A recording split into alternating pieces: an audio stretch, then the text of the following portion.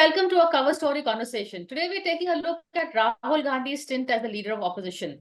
Finally, he's taken the plunge. He's taken a job that is both not just political, but also comes with governance overtones. And what is surprising is that when the parliament was on break, one thought he would take off for one of his holidays, but instead he is here. He's in Manipur. He's roaming around the countryside, meeting people, and basically giving the signal that he is here to stay. But how good will that be? How is Rahul Gandhi? Has he matured finally? How is he as leader of opposition? How is the opposition faring versus the treasury benches? Because we saw a pretty feisty parliament session right now. And I think that is going to be really setting the rules of engagements for Modi 3.0. To discuss this with me, I have two people who are keen political analysts, people who have an inside track, and people also who know politics really well. Joining me on the show is Pavan Varma. He's a former Rajya Sabha MP, a political analyst and an author, and Suhel Seth, political analyst, columnist, and commentator. Suhel, you've been watching, you and I have had many conversations on Rahul Gandhi. So finally, would you say that, he has finally matured, is what, he's doing the right things at least? So I will break that up. He has finally come into some level of accountability. Having matured or not matured is another matter. And I'll tell you why I say this.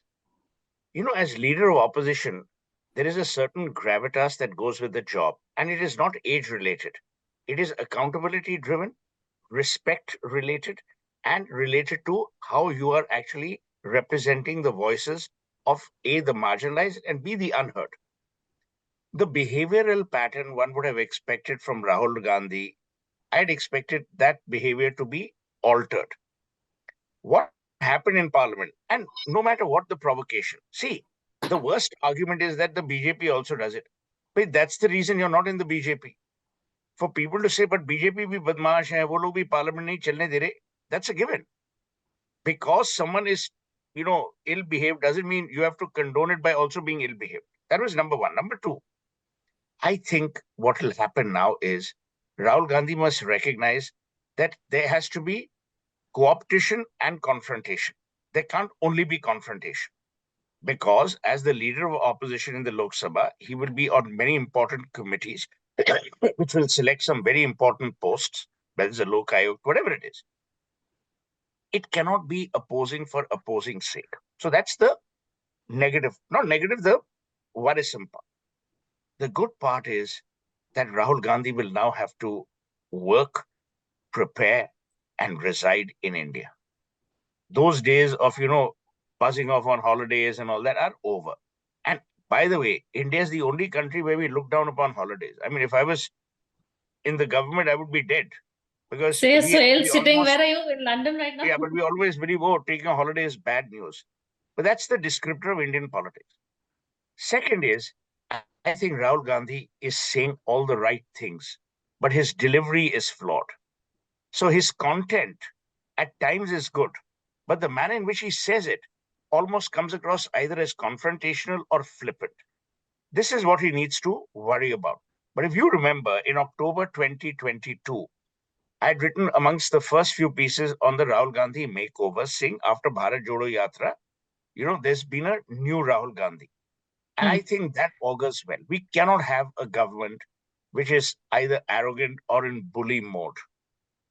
I think the government also recognizes that this is a different kettle of fish. But as I said, behavior, content, and gravitas have to be his guiding principles. Okay, fair enough. Pavan, your take on Rahul Gandhi's, debut as leader of opposition the last 2 weeks?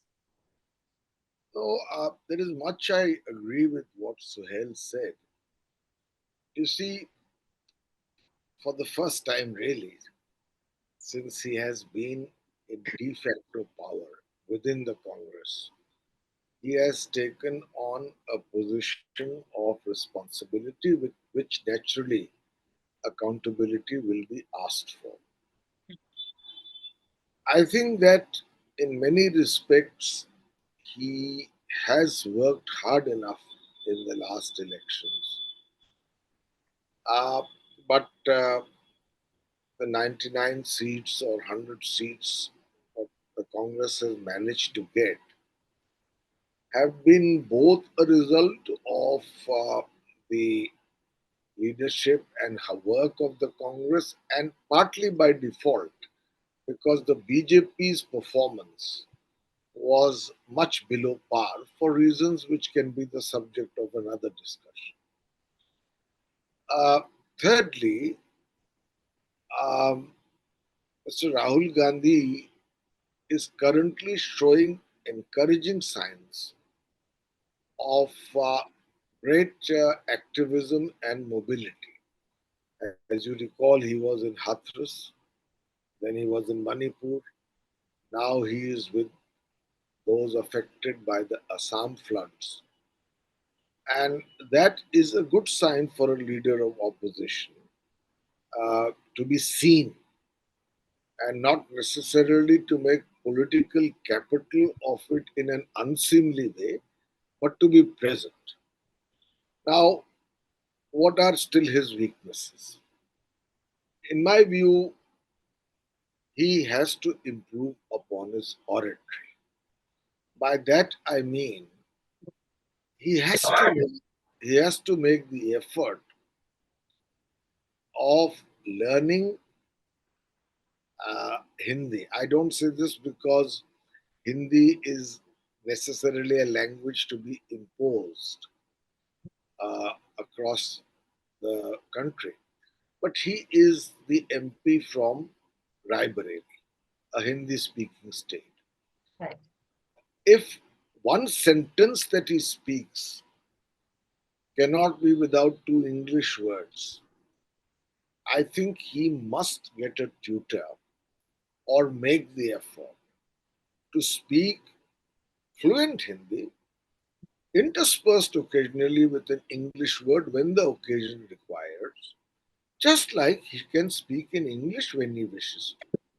But this hybrid, where he speaks in Hindi, uh, as he did, for instance, in his debut speech in Parliament, for the most part, where the exact word eludes him. In that sense, Priyanka Gandhi's Much delivery better. is much better. Her command over Hindi is better, and it's not difficult. I mean, Suhel and I both come from backgrounds where we didn't necessarily learn the kind of Hindi which is of a caliber as good as our knowledge of English. But in 1993, for instance, I made the resolve that I must be able to speak fluent Hindi. When I say speak fluent Hindi means I should be able to speak it not only as a spoken language but as oratory. And I Yes. first began to read one Hindi newspaper every day for the next 5 years, from page 1 to page 5. Hmm. And gradually the vocabulary improves. And today I am perfectly bilingual on the Hindi But television how's your channel. Hindi? Very good. My Hindi Yeah. तो is आपको ये शब्द दिग्गज के बारे में मालूम है? दिग्गज का क्या मतलब होता है? many years ago I used this word diggaj for Suhel. अच्छा. आप तो इश्तिहार जगत के दिग्गज हैं. And he thought it's an abuse, and the program had to be stopped. It was being recorded as he prepared to beat me up. But that's a separate. What I'm saying is, to come हाँ. back seriously, Rahul must improve his oratory. First, on the language skills. Secondly, Hmm. on the substance part of it. He touched all the points that are important. But if you see the great speeches of Parliament, there is backing those points a degree of preparation and research that provides facts without overwhelming it with facts and adds irony and sarcasm Hmm. using fact and delivery. I mean, I think one of the greatest orators was Atal Bihari Vajpayee. I was thinking of the same. Yes. You have to hear his speech, which he made in Parliament. It should be made compulsory reading for all politicians. When he lost the vote of confidence by one vote, it is a remarkable speech of statesmanship. So that aspect he will need to prepare himself to do to add a little more substance to the pointed issue he raises. Uh, and lastly, you see, a leader of opposition is not only seen in parliament speaking, he is the head of strategy. Hmm. Strategy vis-a-vis his own party and with the intra opposition. So any attempt to impose, any attempt for lack of cooperation, any attempt of being overbearing, any attempt to not take everybody along is likely to weaken the consensus in the opposition that backs him as its leader in the House. Uh, and actually, Right. I should one more lastly. Hmm. I think now he should go beyond the somewhat narrow coterie that surrounds him. There is talent in the Congress party, which needs to be tapped. It may not be exactly the people around him, which are a kind of fortress also around, but people like Mr. Chidambaram, people like Gaurav Gogoi, people like Shashi Tharoor, people like Manish Tiwari, they should be given leadership roles in parliament without him or anybody else being threatened. They are eloquent, knowledgeable, and good speakers. So I think that in this role now, it's a much bigger role merely than his visibility.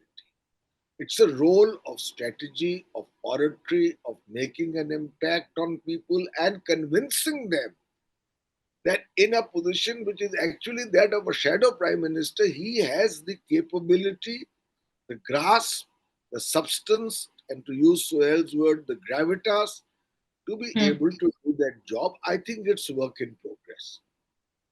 He's still a work in progress, Suhail, after all this. But I agree about the team play a bit and this his speech. Let's talk about the content of his speech. Pavan has dwelt on it a bit. Rahul is known to be more spontaneous than taking everybody along. So how did you find the facts that he raised, the points that he raised? Everyone has those points. Even you do. Even I do. But we are not in parliament. In parliament, when you speak and you want to put the government on the mat, you must recognize that this is no ordinary government. Those people come prepared. For all that you might say about Narendra Modi or Amit Shah, or any of these people, they come well prepared. And they also know how to knock you on your basic, naivety that you may exude. So it's not as if they are unprepared. You're not dealing with some, Johnny come latelys. A, B. I think, Priya, the issue here is not about that. The country is keen on having an opposition. If they weren't, these people wouldn't have got that many number of seats. Number two, he's not the Congress party's leader in the House. He's the leader of all parties which are in opposition. So not only do you have to speak well, you have to also be inspiring. You can't have the lawa kind of inspiration, to quote a word from Hindi, where भाई आप मवालियों की तरह बात करो और लोग हाँ हाँ बहुत बढ़िया, because you are only belittling your own character. The parliament is not an akhada. It's not a boxing ring. It's a place where people make laws or people challenge the laws that are ostensibly planned to be made. So when you're dealing with that kind of temple of democracy, there's a certain amount of sacredness. There's a reason, अगर आप temple जाते हैं, mask जाते हैं, church जाते हैं, आपके आप में विनम्रता होती है, आप में एक ऐसा भाव होता है, सेवा का हो या प्रार्थना का हो. You just don't walk in thinking, oh yeah, it's another club that I'm attending. That difference has to come through. My other feeling is, as Pavan said, Rahul Gandhi must realize that he's no longer the entitled person, because entitlement as a concept is now outdated in present day India. People have respected him for who he is. He should not therefore fall back on a coterie. He should fall back on councillors, not coteries. He should be looking at consulting people, not having a bunch of courtiers around him. And the courtiers are doing him great disservice by feeding him with that, फूक देना, हाँ हाँ बहुत बढ़िया, करिए करिए, गाली दीजिए, ये करिए वो करिए. he has to understand that no longer is he a raconteur, an interrupter, or someone who can, in Punjabi, make McCall. This is serious business. Now you have to decide how seriously you're going to take the business. Because if you don't take it seriously, people will not take you seriously. And Pavan, how do you find Prime Minister Modi's reaction to Rahul in his new role? There is no doubt in my mind that Rahul's spirited speech, Hmm. and you cannot describe it any other way, and especially his indictment, which could have been done with better usage of words so as to avoid controversy on what is the essential nature of Hinduism as against those who are its claim to be its protectors. Hmm. They got under the skin of the BJP, and some of the points hit home.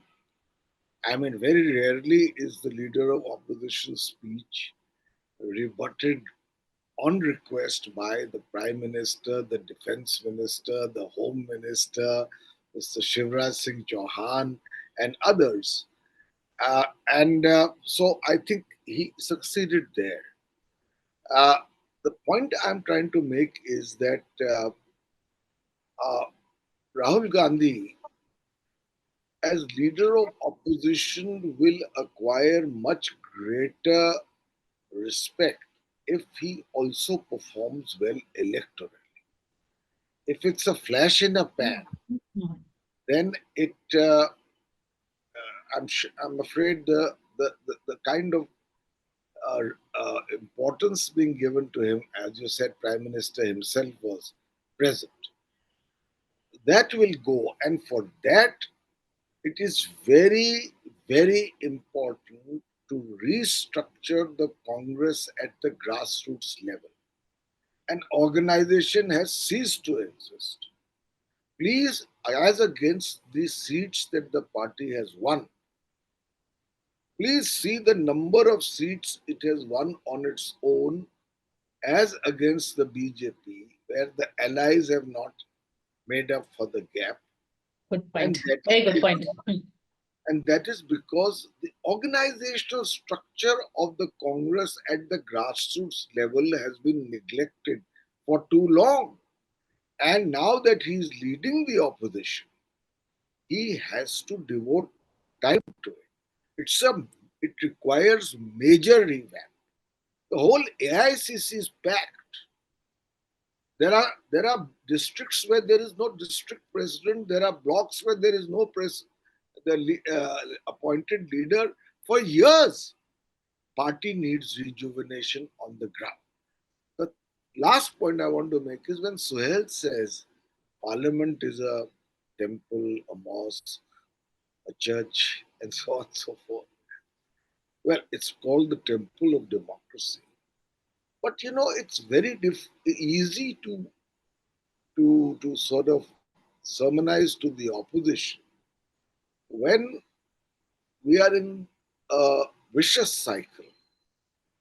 When the UPA was in power in 2004 to 14, if you see the number of times the House was adjourned because of the disruption by the BJP, and there was also a situation when uh, the late Mr. Arun Jaitley, my good friend, the leader of the Rajya Sabha, and Sushma Swaraj, who was the leader in the Lok Sabha and also a good friend for both of whom I have great respect, said disruption is a valid form of democratic protest.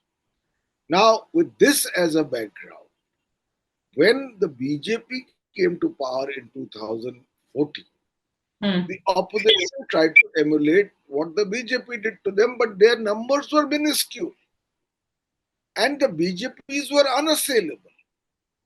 The Lok Sabha, if you saw, a ruckus could be created, but literally the BJP could get away with almost anything in terms of its legislative power and lung power in shouting down the opposition. Now, when the situation has changed, where the number of the opposition is almost the number of the BJP, And for the last 10 years, I'm sorry to say, the opposition has been ridden roughshod on by the presiding officers and the treasury benches. And the responsibility of running the house is always that of the treasury benches. So, in this situation, the opposition is trying to get its own back. Now, Suhel is right. A non-functional parliament is a very unedifying spectacle. In its whole history, the House of Commons has not been adjourned for a single day. Whereas we now are in a situation where there is not a single day when the House is not adjourned. So, obviously, something needs to be corrected. But for that, an olive branch has to be extended by the treasury benches as well. Yes. I ask you, what was the Exactly. reason, Speaker, when the opposition did not oppose his election?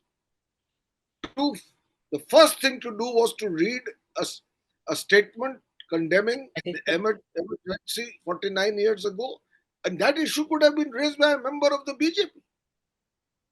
And many, very often, for instance, I have written a full column on it in at least 2 papers. Why could need not be discussed? Here, you have provision in Parliament to raise issues setting aside routine business for urgent matters of national public importance. The future of 2 crore students was in the balance. There have been 70 paper leaks in the last 10 years. The opposition said, please set aside for the moment the very routine address of vote of thanks to the president, and let us take up this under the rules of Parliament. 267 in Rajya Sabha and the adjournment notice in Lok Sabha. Let us take up this issue of public importance. National public importance affecting the majority of the youth in our country, and 50% of our population is below the age of 25. Why could not the treasury benches agree? So when they don't agree to a legitimate request, then what happens is that the trust factor and the bitterness in Parliament reaches a point where no middle ground can be found.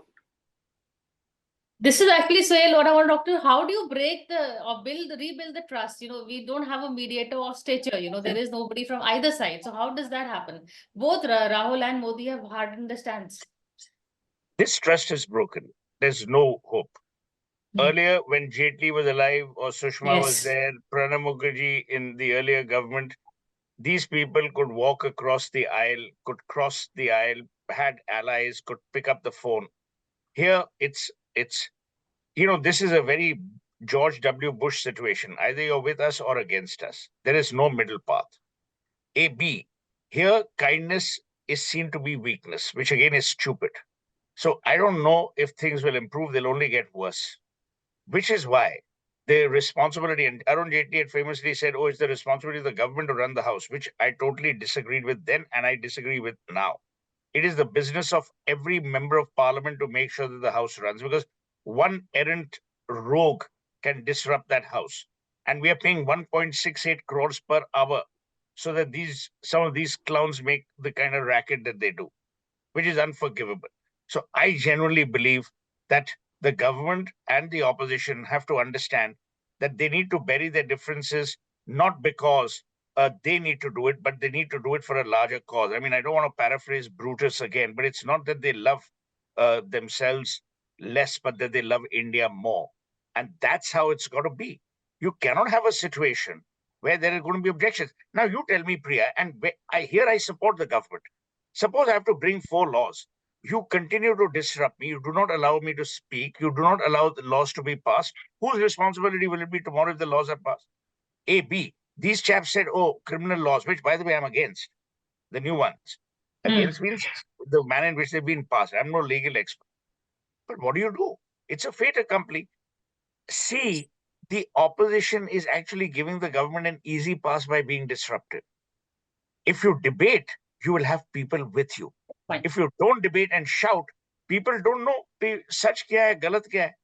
People say, haan bhai, ye to awaaz ho rahi hai.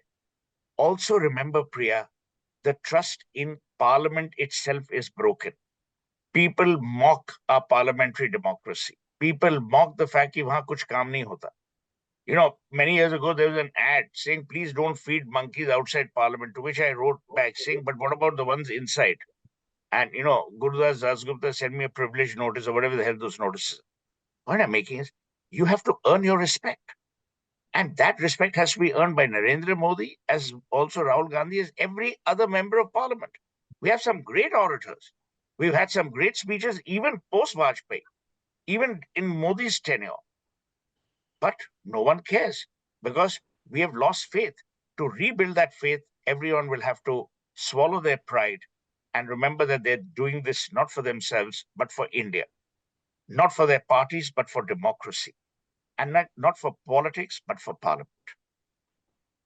Well said, Suhel. Quick answer, Pavan. We are out of time, but you wanted to interject. I think that everybody agrees that a functional parliament is now essential for the credibility itself of India's democracy. People watch, and people will stop watching. Like, for instance, the youth has lost much of its faith in parliament for its lack of response. But one thing is certain. You see, when the treasury benches, and that is why Arun Jaitley used to say it, and that is the fundamental principle of parliamentary democracy, that it is the responsibility of the treasury benches to run the house. And let me explain how. The rules of business are devised in a meeting in the presiding officer's chamber. They are proposed by the government, its legislative agenda, and they have to carry the opposition. The opposition may occasionally raise an issue, and there are provisions, specific provisions, an adjournment motion, call attention motion, or a short duration discussion. The government must be accommodative and agree to this quid pro quo. But if the government passes 3 farm laws within 1 hour, when the opposition is clamoring for discussion or for their reference to a select committee, and by voice vote, then the whole trust and the whole basis of the responsibility of the treasury benches to run the house is broken. Then there will be those who will disrupt it from either side. So that's what I mean by some ground being ceded by the treasury benches, which in turn will be reciprocated, I hope, by the opposition, so that we have a parliament that is truly something to be proud of. I think that is a good note to end on. At the end, it is the parliament that matters more than individual egos. And we hope both the leader of the opposition and the treasury benches will take that into account. And I hope they also hear this show because we've had some very good points being made today. Thank you so much for this conversation and thank you for this show. Thank you.